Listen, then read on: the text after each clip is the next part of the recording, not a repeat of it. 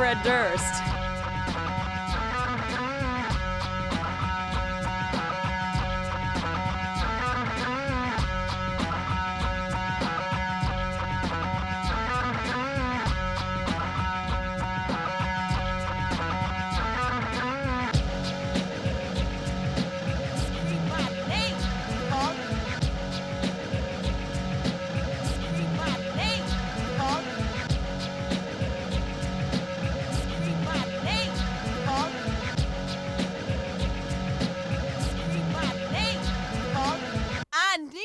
Scream my name, punk!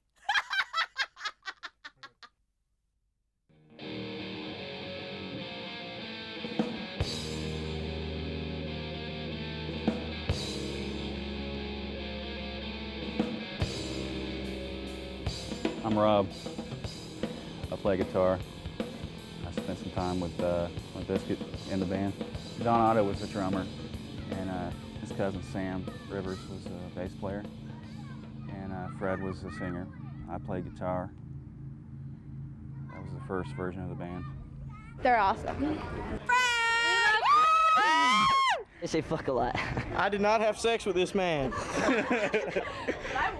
But she would. I met Fred Durst at a show. Another band I was playing in at the time. We had played a set that night, and he came up to me after the set and asked if I'd like to come check out his band. And he was into tattooing, just breaking into tattooing at the time. My name is Nicholas Wagner, the manager here at Westside Tattoo. Freddie Durst was working here for, I believe, a period of 6 to 8 months, and he's ended up in Limp Bizkit, real big, blew up real big. A lot of people in town know who he is and real familiar with him. And he wasn't here long, but we all got to know him.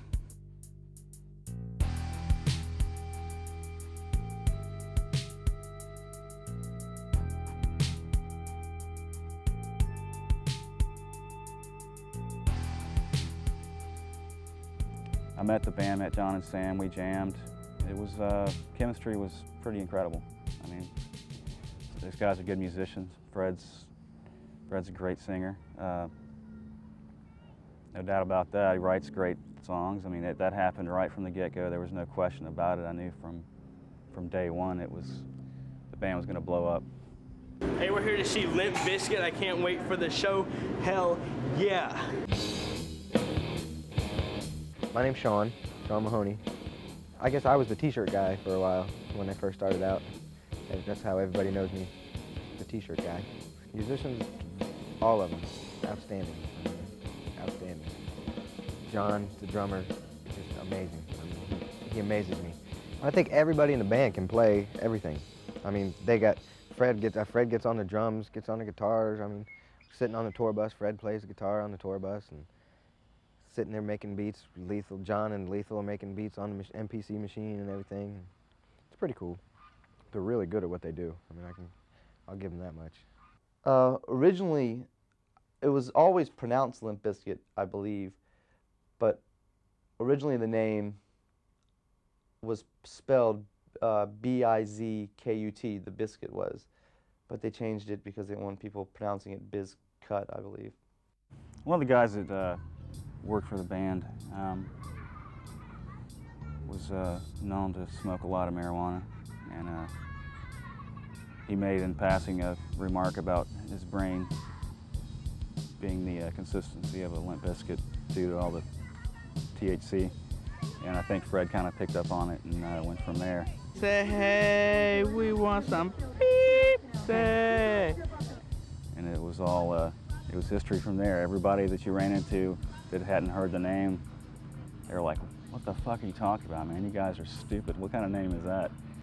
And everybody was, oh, corn, and then they'd be like, Limp Bizkit. But the people that were close to the situation, close to the band, and knew where the name came from, could always have a smirk about it, just always like, yeah, whatever, it's gonna be huge. He signed my $10 bill. He signed my $10 bill. Awesome, awesome, awesome. Fred got into tattooing. He got hooked up with a gig out at a shop on close to a Navy base on Mayport in Jacksonville, and right next to a topless bar. Both were owned by the outlaw motorcycle gang. And I hooked up with Fred after we started playing together, and hung out at the shop and basically apprenticed under him. And a lot of hanging out, just going next door to the bar, drinking beers, talking to the girls, and doing a little tattooing every now and then, body piercing. Fred was, from what I understood and what I saw, was fairly popular. He had enough of a following compared to everybody else here. It was about the same. And when his band started to get big, it got a little bigger because, you know, he's on stage, he's telling them where to go and that he's doing tattoos. So naturally they're going to be like, oh, okay, the singer in the band does the tattoo, I want one from him. I want to fuck Fred Durst. The place I go to work in Dallas, Frank Lee, who is just one of the most phenomenal and dynamic artists I've ever met. From what I understand, what I've seen, Fred is particularly fond of Frank Lee. Some of his forearm work, some of his more prominent work is from him. And, you know, at least he's got some pretty good taste in some of his artists.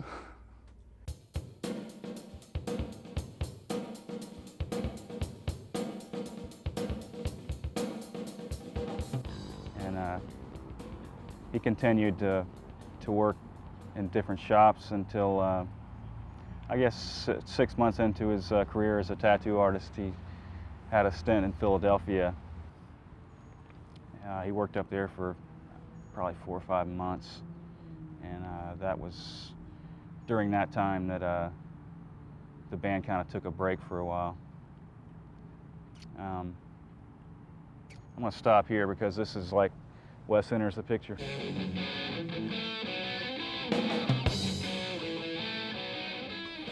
The Forbidden Planet on Planet Radio 93.3. That's called Get Up. Right now, here's brand new music from Jacksonville's own Limp Bizkit. This is called No Sex, right here on the Forbidden Planet on Planet Radio 93.3.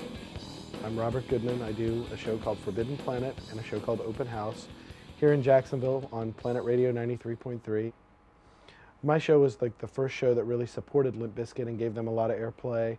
Plus I drummed a lot of people up to go see their live shows, get record contracts. I also contacted a lot of people in the industry and kind of helped push them towards finding out about the band. Just really believed in the band locally and wanted to see them be a lot more than just another local band. It's been really hard. It's been really hard for bands out of Jacksonville to really go anywhere because there hasn't been a lot of places to play. Jacksonville's a very religious, driven town. The Baptist Church controls the town, and you know it's been really hard for bands to kind of take off and grow somewhere. My name's Danny, and I'm in the band Happy Hour. Jacksonville is not the easiest town to be a band in that is attempting to make it big.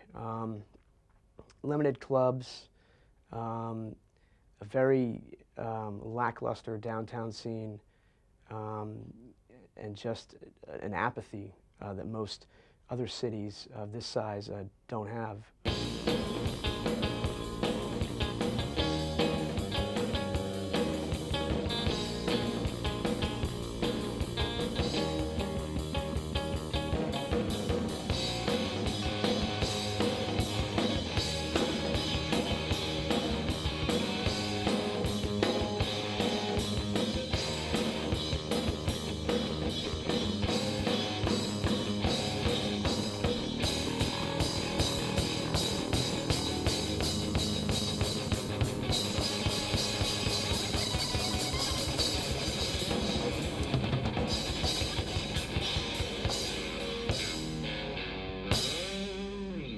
It's a small town, you know, through population size, but geographically it's huge. And I mean, there are some good places as far as this town. Like the 5 Points area has like 3 or 4 walls that are commissioned for people to graffiti on. So I mean, they embrace a lot of like the urban elements. You know, they embrace break dancing in a lot of places in 5 Points. A lot of the clubs, I mean, although the scene's kind of exploding down here as far as like the dance scene, I mean, it's a fairly positive, it's staying pretty positive scene. So I mean, there's a few big clubs in Jacksonville. Yeah, there is some dead spots and there can be nothing to do, but it's just like any other town as far as that goes. My name is Sage, and I'm the ex-girlfriend. And I guess I just helped with the lyrics. He just pretty much wrote about things that we had gone through. That's how I helped that way. First concert that I went to, Limp Bizkit, was at the Milk Bar. And it was there was hardly any people there at all. It was very, very bad, actually. They weren't very depressed, I guess. They were just trying to get around and get out and get people to listen. Just their normal following people, probably 15 people that just knew about Limp Bizkit and just always came to the band room and just was there the whole time.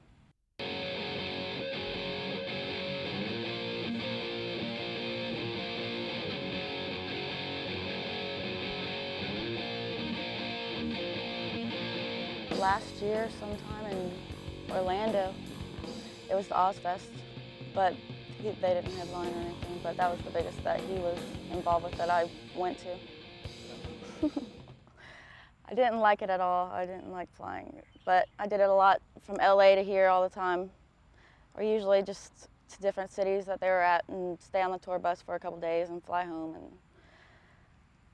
back and forth all the time, usually. Jacksonville is a very boring town, but it's home, you know, and that's where your roots are, I guess, and so definitely get homesick.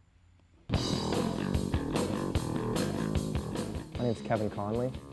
I own an independent music store in Jacksonville Beach, Florida. Me and my 3 other brothers have owned a few different establishments in this community for a while. It's a fairly positive, it's staying pretty positive scene. Everybody's starting a band, everybody's starting this, you know. It's almost unbelievable, and I think a lot of it has to do with Limp Bizkit coming from here and making it so big. And Fred's whole approach on like MTV, always talking about he's a fan, now he's on the other side of the barricade. So it really fuels a lot of dreams for people to think that they could make it happen. What's up, Fred West? I love you. I think it's nice to see Fred trying to help out some of the people he used to know. Really, it's hard for a band in Jacksonville to find shows, to even finding rehearsal space here is a hassle for bands. It's a constant struggle. If you want to play in a band in Jacksonville, you're going to have to be dedicated, and you're really going to have to want to do it. So you'll get everybody and their mother coming in here. They're starting a hip-hop metal band. It's almost gotten to the point that it's out of control now, but I mean, I've never seen anybody get recognized as quickly as they have, or, you know, as thoroughly as they have. How long have you been a fan? Oh, forever and a day. Oh my God. Ever since I knew the name Limp Bizkit, Counterfeit, man. Oh yeah. Kick ass. I've been a fan for about 2 years now. You ever see him at the Milk Bar? Yeah, we saw him at the Milk Bar last year, last November. So it's pretty cool seeing a local band make it pretty big. Yeah, that's pretty good. Gives everyone else inspiration.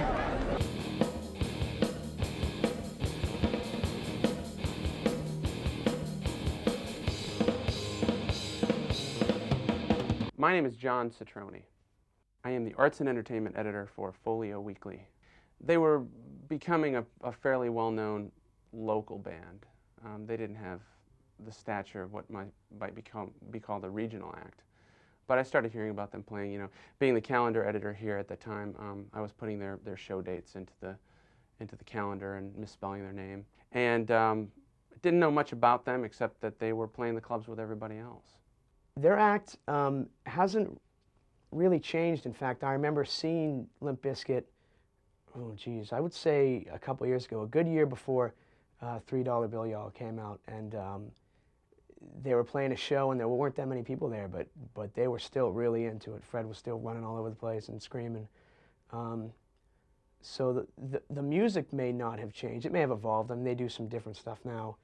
Money and a really good studio can let you do more, but they've just blown up.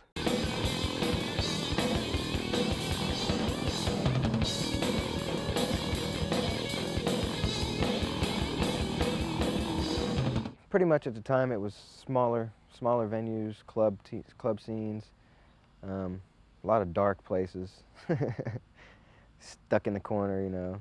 A lot of people, when we first started out, before they knew who Limp Bizkit was, they were like, you know, Limp who? What's that? They played in places like around here, what used to be called Spike's Doghouse, little tiny stage. I mean, you could barely fit them all on the stage. I mean, it was I mean, Fred would be walking around, like in the barricade or whatever. He'd be down on the floor, just, singing, walking around with the people, like the 5 or 10 people that might have been there, he's just hanging out with them. Band's first show was at a place called Spike's Doghouse in Jacksonville, and we came out on stage and look over, and Fred's got a Metal Flake Blue motorcycle helmet on with a Playboy bunny insignia on the side, no face mask. He looked silly as hell. It was great, and I could hardly play the first song for laughing.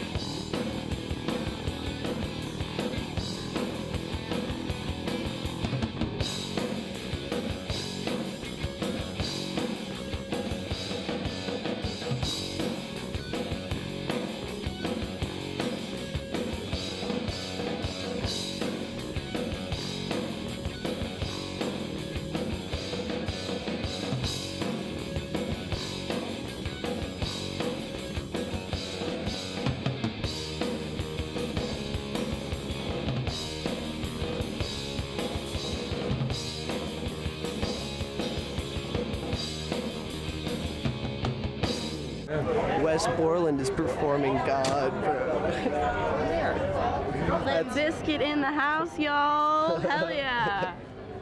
How long have you been fans? Ever since they came out with their first album. Tallahassee. We're from Tallahassee, man. You come all the way for the concert? Our car broke down, and so we had to get here from like 20 miles away, and we got a U-Haul. We had to rent a U-Haul to make it here, but we made it because it's Limp motherfucking Bizkit. Thank you. Enjoy the show. Lots of love. My name is John Jenkins. I work for Sally Corporation. We do animatronics and robotics. I do the digital audio side as well as the programming side, and we also do the mastering here as well. I first met Rob Waters, was the first original guitar player for Limp Bizkit, and he was the one that approached me with the idea to basically record the band at my studio. I've known Rob for a while, and I've known him before that for a few years. He's been in several different bands in Jacksonville, and he decided to approach me with the whole idea of recording Limp Bizkit, and at the time Rob was in another band as well. So I was like, well, yeah, I'll see what I can do with that. And the name kind of threw me at first. I hadn't never heard of a band called Limp Bizkit, but I was like, sure, I'll do that. And we recorded around '95. We put together a 4-song demo and mastered it at another studio, and went from there. I want to hear some Limp Bizkit, man. Okay, cool. Thanks for listening to the Forbidden Planet. Peace. All right, man. Every specialty show plays things for a couple of weeks. They play the flavor of the week, and then they go on to something else. Well, on my specialty show, they were the #1 requested thing for 60 weeks. Things don't last 60 weeks on a specialty show. It was amazing how much the phones would light up. I mean, I could just answer the phone Limp Bizkit line instead of Forbidden Planet. It's just crazy. The Limp Bizkit's music at the time, when we did the first demo, was very similar to it as it is now. It was just a little more on the heavier side. There was no keyboards, there was no turntables, anything of that nature. It was basically guitar, bass, drums, and vocals. And it sounded a little more stripped down, but I liked it. I liked the material. When they first day of recording, I really liked the material, and told Rob about it. And, it was one of those things where you record for long enough. I mean, I've been in studios since I was 14, and you record enough bands, you see one like that come along, and you kind of can tell it's a different sound, different kind of vibe, and something could happen with the band.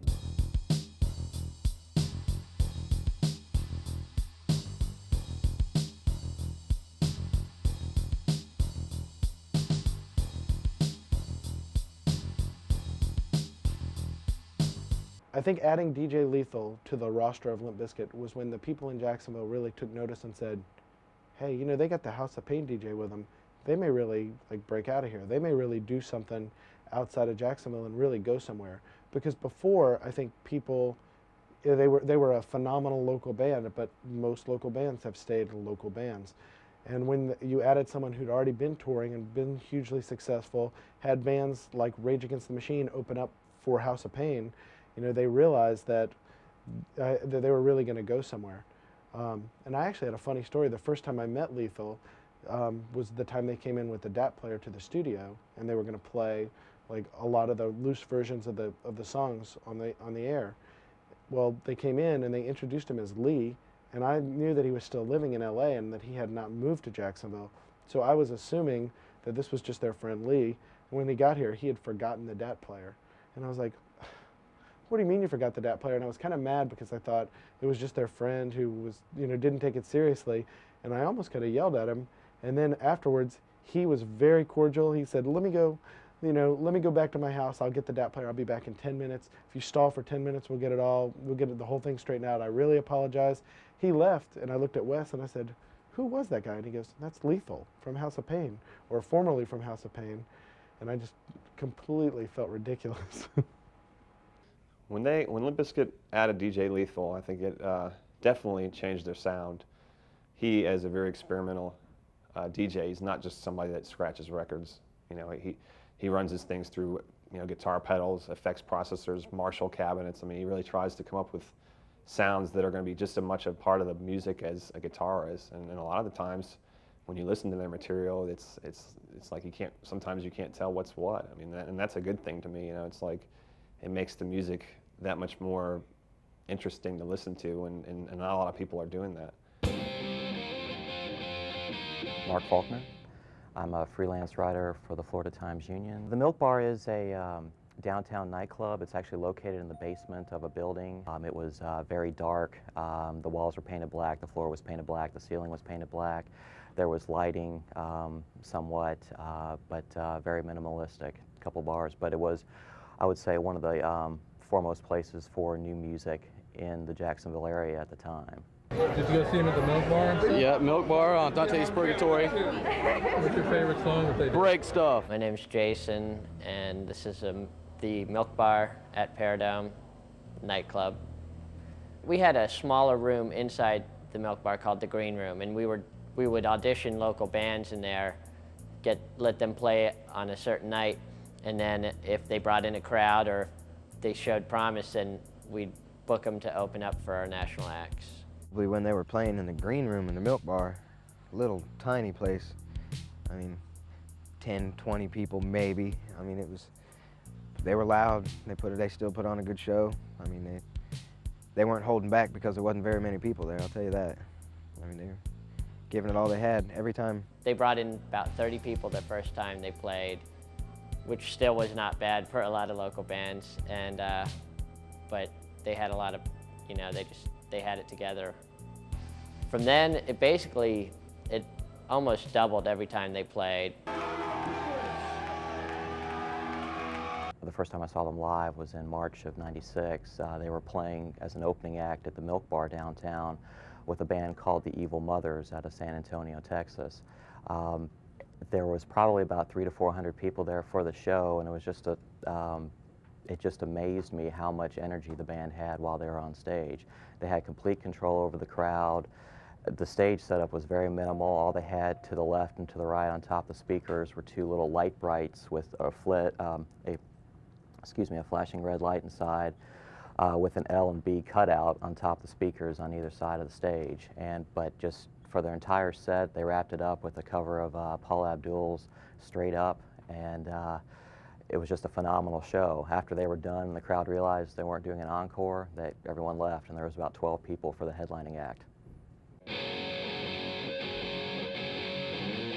It seems that whether it's a tattoo or cleaning somebody's floor, as long as you get the demo into the right hands at the right time, is key to your success. As far as Limp Bizkit, you know, making a connection with Korn, I thought it was pretty logical. I mean, they were similar, you know, in sounds. Fred somehow, I think he was tattooing one of the guys in the band at the time or something of that nature. Korn played in Jacksonville at the Milk Bar. Fred hooked up with Fieldy from Korn. went up and introduced himself as a tattoo artist and asked if the band wanted to get free tattoos. And he tattooed a Korn tattoo on Brian's back. And pretty awful tattoo. But I think Brian got it covered up. From what I understood, it wasn't even during business hours. He had met him at a concert. Was like, hey, I do tattoos. Would you like to get one? And you know, he was like, okay, sure. You know, they came in, they did the work, and next time they came back, they came looking for Fred. The joke is that he had done something wrong, and they came looking for him, and he got to know him. I don't know if that's true or not, but that's the joke that goes around. It could be true or not. You never know. At the same time, the guys from Korn were dropping the demo into some producers' hands, some execs' hands, and I guess being in the Korn arena and people who are associated with that genre of music, Deftones and Rage Against the Machine before all of those guys, those kinds of producers are looking for those kinds of acts. And I don't want to say it was overnight success, but they certainly had Fred Durst and the rest of the band in the right spot talking about deals. He slipped Reggie a tape, which Reggie passed on to Ross Robinson, and Ross dug it. Ross was into the band from the get-go. I guess he caught some of the buzz that was going around, and the songs were good. And from then on, it was a matter of Fred working his magic on the phone and talking to management and producers and people in the industry, man. Just he had them all connected like right away. He was hooked up with all these people, and it was never-ending phone calls around the Limp Bizkit rehearsal house. Fred's always getting calls from all these people, and it was clear that Ross was the one to produce the band, but Fred definitely made his way in the business pretty quick. If I had just one memory to think of Limp Bizkit and my mom, it would be still when they were in my studio and I was basically setting them up, setting the microphones up and kind of telling, you know, Fred, hey, this is the way to do it. You know, this is a microphone that's supposed to be stationary and you're supposed to sing into it this way, and him going, no, I want to, you know, handheld mic. I want to run around. I want to do this and that. And just that was the first impression that I'll always have in my mind. You know, it's a funny thing, and even at that time, you know, I was having to kind of explain things to Fred, and then when we mastered in another studio, I took it to be mastered, and we redid the vocals, and then I just said, okay, this is how you do it, and he finally gave in. So I knew at that point he was going to be somebody to be reckoned with, you know. After we did the demo, the first thing that was on their minds was really not just to start playing out everywhere in Jacksonville. It was really, I kind of got a vibe from Fred and Rob as well, that they wanted to just try and shop, you know, the tape as it was. They really liked the way it turned out. Originally, there was a demo version of Counterfeit that came in that when Limp Bizkit had opened up for Korn here at the Milk Bar in Jacksonville, they had decided that they were going to make a demo tape, and they needed it immediately. So they went to somebody's house in the middle of the night and recorded a demo tape, and Counterfeit was one of the songs. And it was very, very basic, kind of loose and raw. Actually, the version is really the demo version is really amazing. And they came in, and I recorded it off onto a cart, and we just played it off the cart.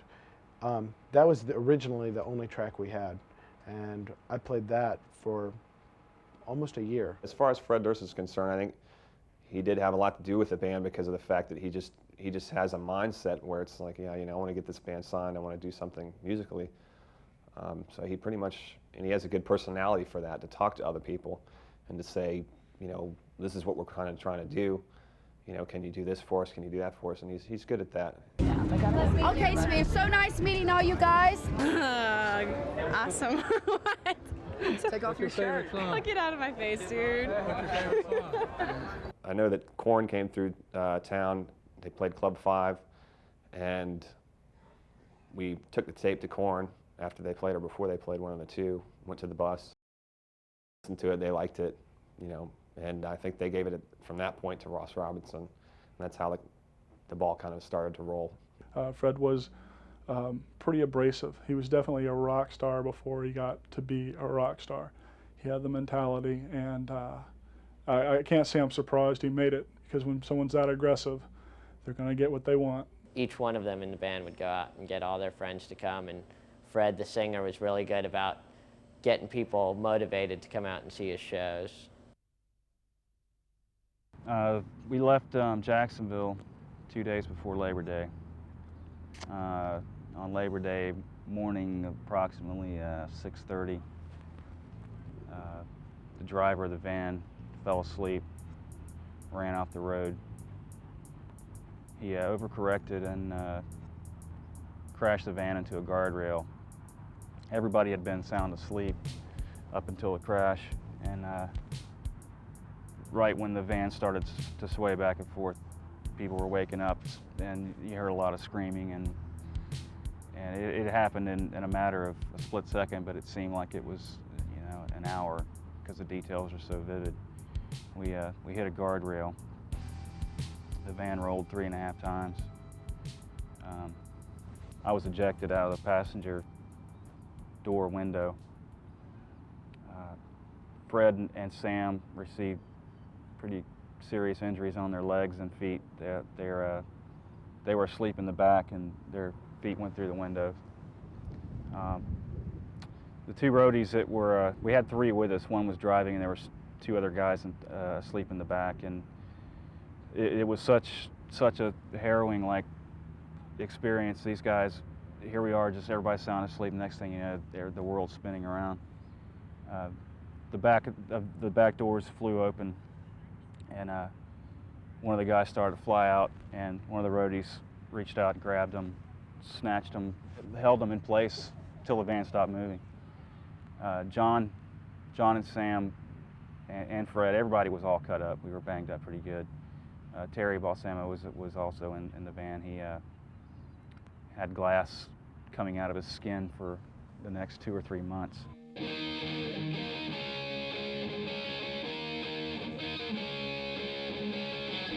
It was pretty laid back. No crazy parties, you know. We had a lot of cookouts, a lot of hanging out, just more hanging out than actual practicing.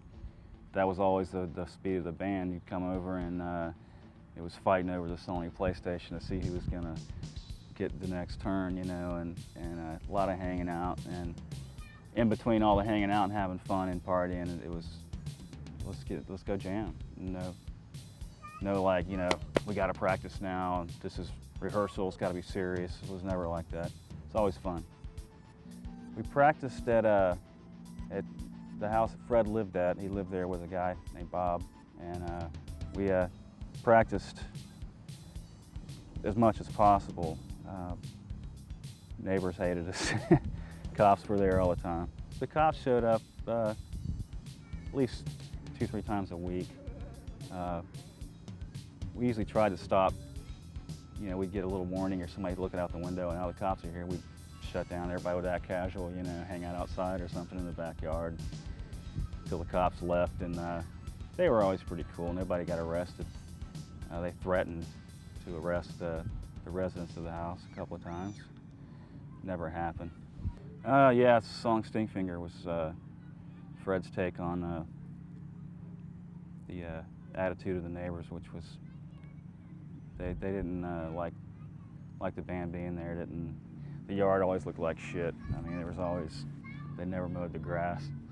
And this is a pretty nice neighborhood, you know. And the neighbors, they were definitely the black sheep of the block. Hi. Cool, that was neat. I like that. You like that? That was pretty fun, huh? Good. Are you a fan of Limp Bizkit? No, they suck. Of course I'm a fan. That's why I paid for a ticket. Dude, I like the remake of Faith the best, dude, out of all of them. But I like the new CD too. It's pretty tight. They're pretty real. They kick ass. That's all. They just had that attitude like, no one knows us anything, but we're going to get what we can and go all the way. And they always had that attitude. People want to go out and see somebody that fires them up and makes them excited, you know. And I'm like that too. You know, I pick out bands that get me excited. You know, I go out, and when I go to a show, I go sing, you know, Machine Head, Sepultura, Slayer, things that get me worked up. You know, I'll go see a mellower band, but somebody's just standing there playing an instrument's not going to make me excited either, no matter how good they are. So, and what I've seen of Freddie Durst's work, he seems to work them up. He knows what he's doing there. My name is Don Smith. I have a small company called Creative Town International, and basically what we do is meet bands, different sources, and we listen to the demos they have, and if we think it's something that could be sold to a record label, then we bring them in the studio, redo a better demo, and then we attempt to shop it to the labels. Basically what happened is Sam Rivers, the bass player, came up here to the studio and was excited about a band that he had, and he was telling me all about it, and he'd heard that I would record demos and try to help.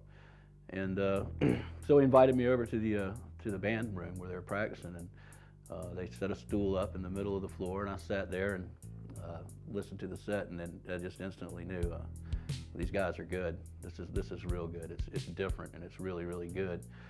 So after that, we sat around and talked and tried to make some arrangements to get in the studio, which we did pretty quick. My name is Pete Thornton. I'm the engineer here at the studio. So I'd gotten a job here, and he showed up on the scene around the same time, I guess, a little bit after.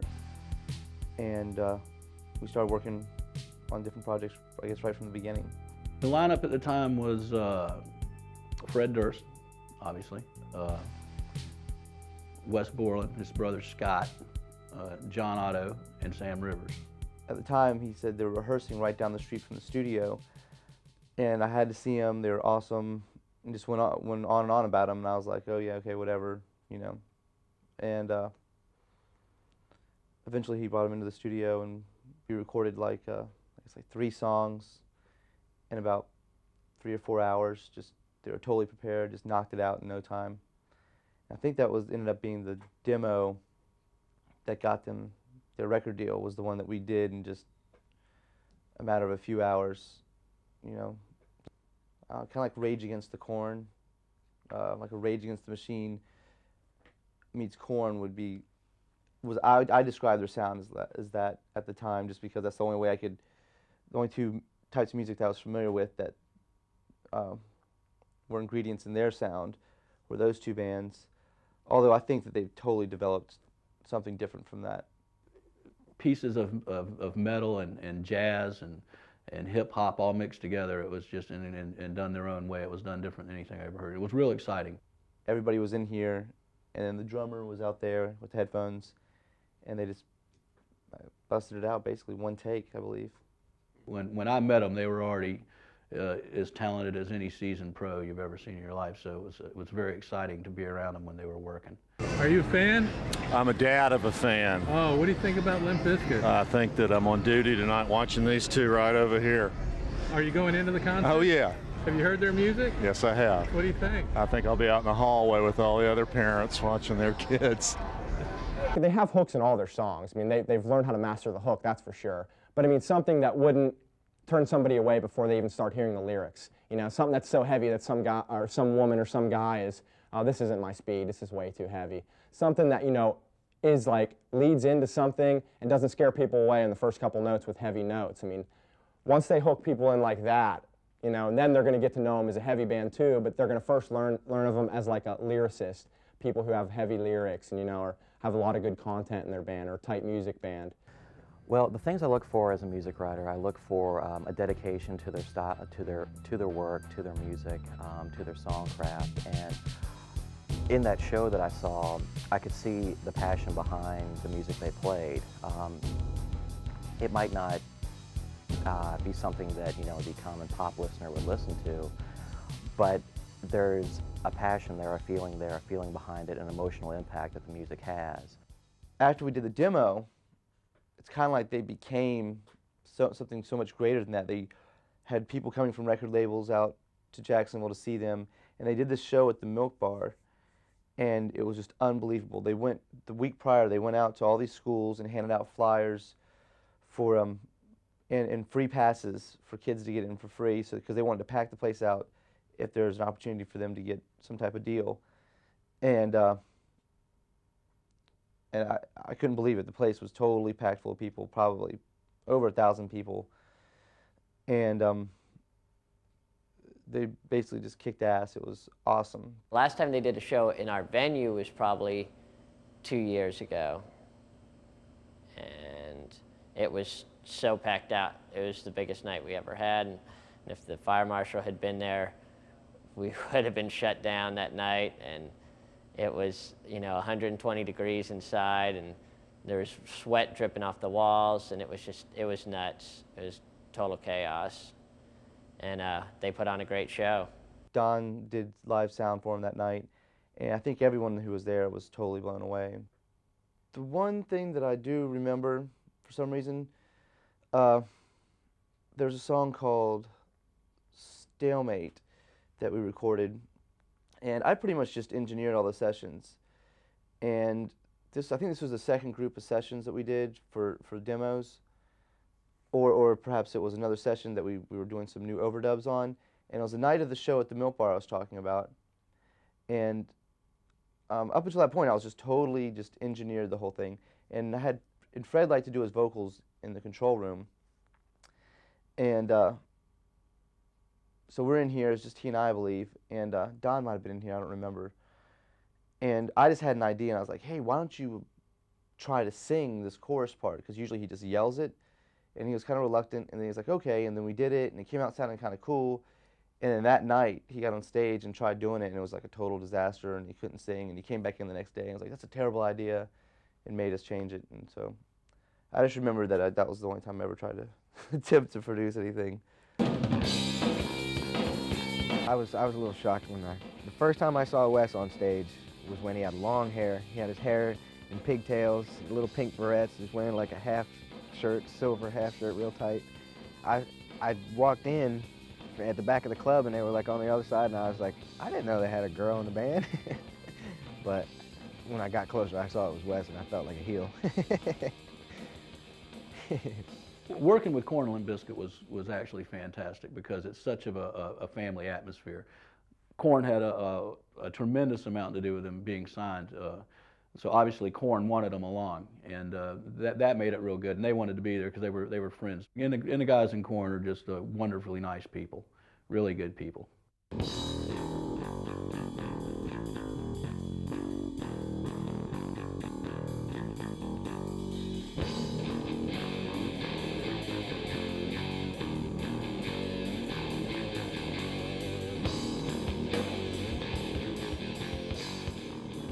To a topless bar.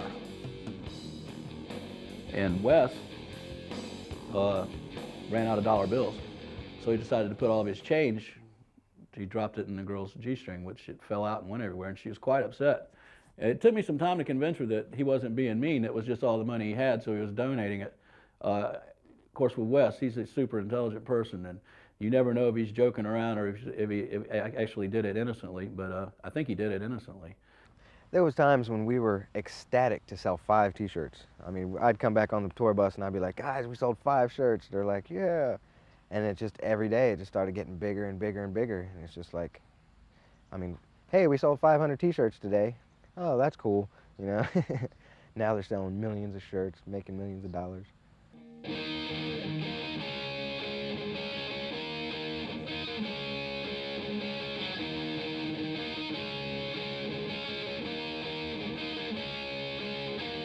Remember they played in played an arena with Pantera and Machine Head and all that, and Cold Chamber, in front of like 30,000 people, and that was just amazing.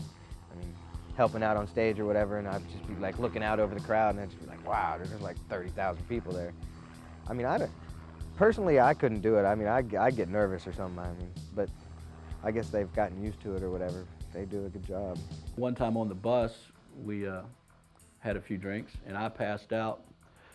And we woke up in Texas at a truck stop, and I got off the bus to go to the bathroom, and they'd completely painted me with magic markers. My face was completely painted, which I didn't realize till I walked past all the truckers and went to the bathroom, and I saw myself in the mirror, which was shocking. And it was permanent ink, so it took about half the tour for it to wear off. Later that day, I discovered they'd done my belly and made faces on my stomach also. So that was pretty funny. They got me on that. There was a couple little homemade films we made in the bus, playing cards, Fred and myself playing cards. That was pretty hilarious. We used to do some mock interviews that were kind of funny. Being with the guys is cool. The guys, I mean, the guys as individuals are really cool people. I mean, they're really a lot of fun to be with. I kind of saw, you know, living in such tight quarters with them, I saw like the good side and the bad side, you know, which it was good. I mean, they were good people. I had a lot of good times with them, a lot of fun. When you go to one of their concerts, you can see it's not just one certain group of kids there. It's a mixture of kids they can be from 12 to 30 years old and just all kind of people, and they're all there, and they all like the music. So the theory, it really did work.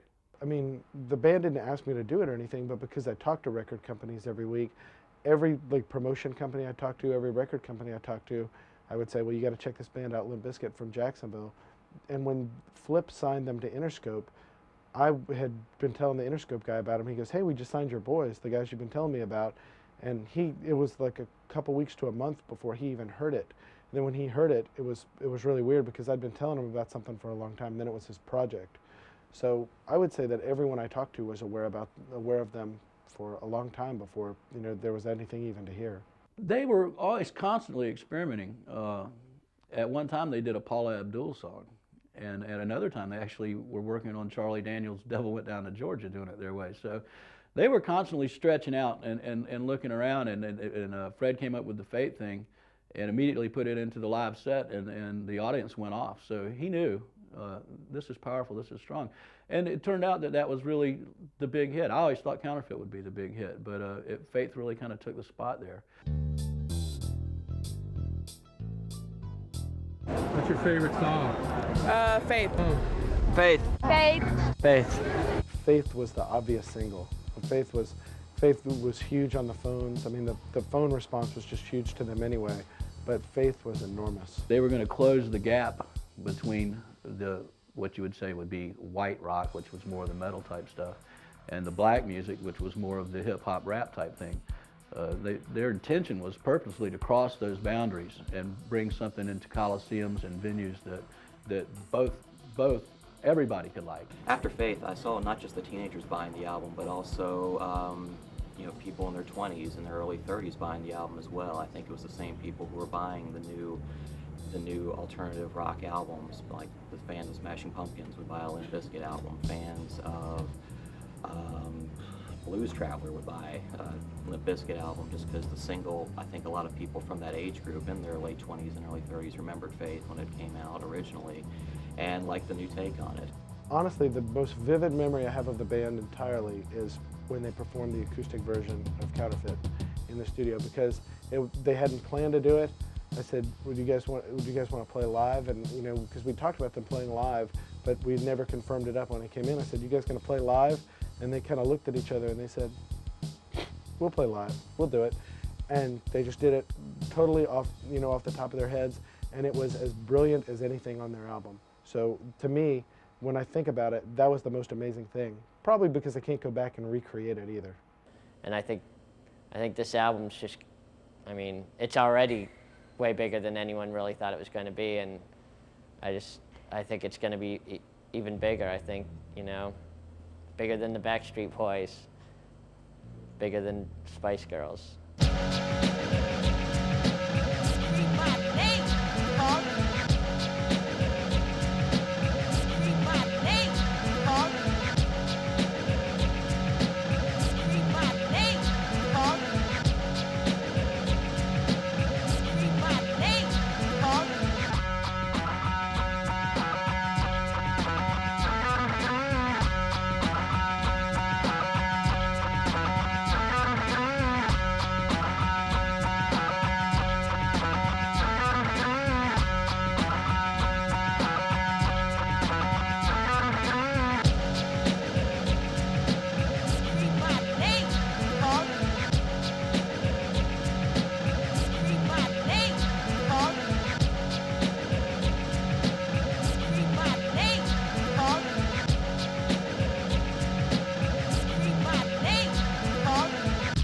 This is the archetypal rock sound